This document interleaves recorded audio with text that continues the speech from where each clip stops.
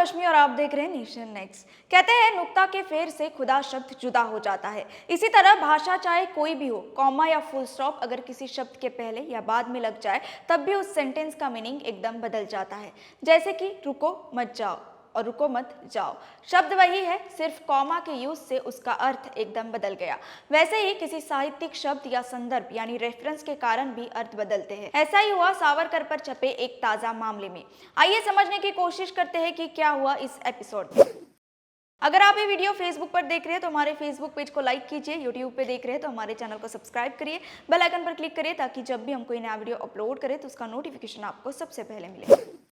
पक्षी पर सवार होकर भारत गए थे सावरकर। कर्नाटक पाठ्यपुस्तक समिति ने इसे बताया है साहित्यिक श्रृंगार, यानी कक्षा 8वीं के सिलेबस में शामिल किए गए एक चैप्टर पर आपत्तियां जताई जा रही है, जिसमें लिखा गया है कि सावरकर एक पक्षी के पंखों पर सवार होकर हर दिन अंडमान सेल से अपनी मातृभूमि का सफर करते थे। 8वीं कक्षा की कन्नड़ भाषा पाठ्यपुस्तक से एक अध्याय को हटाकर उसकी जगह लेखक केटी गट्टी के ट्रैवलॉग के कुछ अंश शामिल किए गए हैं, जिनमें उनके अंडमान सेल जाने का वर्णन किया गया है, जहां सावरकर को रखा गया था।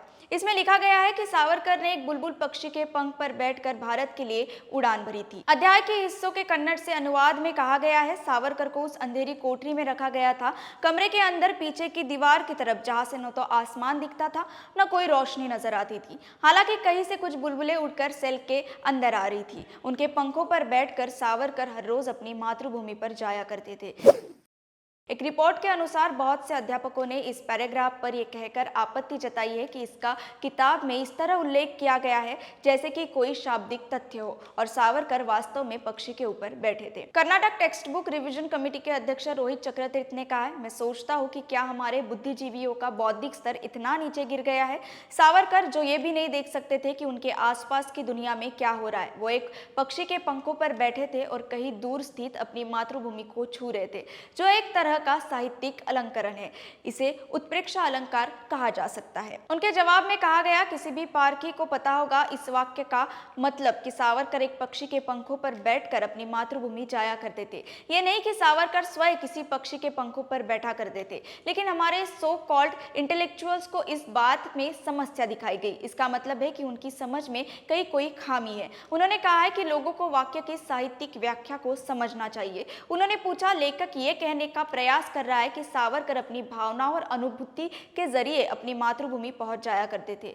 मुझे नजर नहीं आता कि इस तरह के एक हिस्से को जोड़कर हम उन्हें महिमा मंडित कैसे कर रहे हैं। पिछले सप्ताह सोशल मीडिया कर्नाटक के रिवाइज्ड स्कूल सिलेबस की कन्नड़ पाठ्य पुस्तकों में विनायक दामोदर सावरकर के महिमा मंडन ग्लोरिफिकेशन पर उठी बहस से भरा रहा। कर्नाटक पाठ्य पुस्तक संशोधन समिति के अध्यक्ष रोहित चक्रतीर्थ ने कहा, हमने अपनी पाठ्य पुस्तकों में वीडी सावरकर को महिमा मंडित नहीं किया है। लोग उन्हें शामिल किए जाने को लेकर इस मुद्दे पर अनावश्यक रूप से राजनीति कर रहे हैं।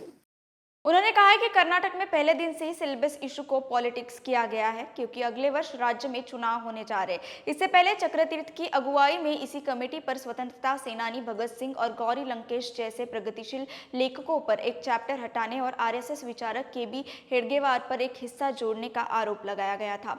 सावरकर, जो सत्ताधारी भारतीय जनता पार्टी और उसकी आइडियोलॉजिकल विंग आरएसएस के लिए बेहद महत्वपूर्ण, राज्य में पहले भी वो एक विवाद का विषय रह चुके हैं, जब शिवमोगा में उनके फ्लेक्स बैनर हटाने पर हिंसा हो गई।